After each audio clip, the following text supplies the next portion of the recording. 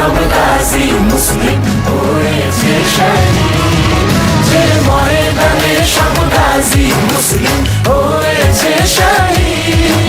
ও রমজানের ওই রোজার শেষে এলো